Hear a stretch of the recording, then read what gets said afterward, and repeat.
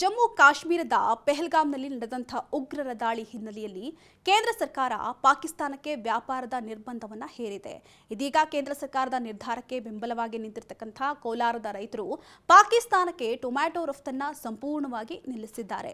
ಹೌದು, ಕೋಲಾರದ ಎಪಿಎಂಸಿ ಮಾರುಕಟ್ಟೆ ಇಡೀ ಏಷ್ಯಾ ಖಂಡದಲ್ಲಿಯೇ ಎರಡನೆಯ ಅತಿ ದೊಡ್ಡ ಟೊಮ್ಯಾಟೊ ಮಾರುಕಟ್ಟೆ ಎನ್ನುವಂತ ಹೆಗ್ಗಳಿಕೆ ಹೊಂದಿದೆ.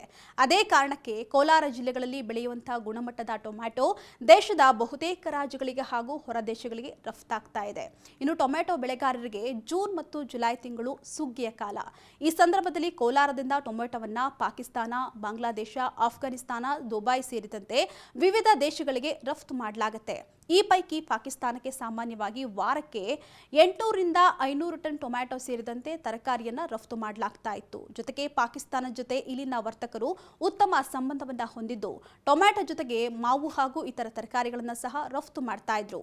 ಆ ಮೂಲಕ ಕೋಟ್ಯಾಂತರ ರೂಪಾಯಿ ವ್ಯವಹಾರವನ್ನ ರೈತರು ಹಾಗೂ ವರ್ತಕರು ಮಾಡ್ತಾ ಇದ್ರು. ಇಲ್ಲಿಂದ ಸುಮಾರು 42 ಗಂಟೆಗಳ ಪ್ರಯಾಣದ ಅವಧಿಯಲ್ಲಿ ಟ್ರಕ್ ಹಾಗೂ ಲಾರಿ, ಟೆಂಪೋಗಳ ಮೂಲಕ ರಸ್ತೆ ಮಾರ್ಗವಾಗಿ ಇವುಗಳನ್ನು ಪಾಕಿಸ್ತಾನದ ಗಡಿಯವರೆಗೂ ಕೂಡ ತಲುಪಿಸಲಾಗ್ತಾ ಇತ್ತು. ಇನ್ನು ಅಲ್ಲಿಂದ ಪಾಕಿಸ್ತಾನ ಹಾಗೂ ವಿವಿಧ ನೆರೆ ದೇಶಗಳಿಗೆ ಅಲ್ಲಿನ ವರ್ತಕರು ತಮ್ಮ ವಾಹನಗಳಿಗೆ ತುಂಬಿಕೊಂಡು ಹೋಗ್ತಾ ಇದ್ರು.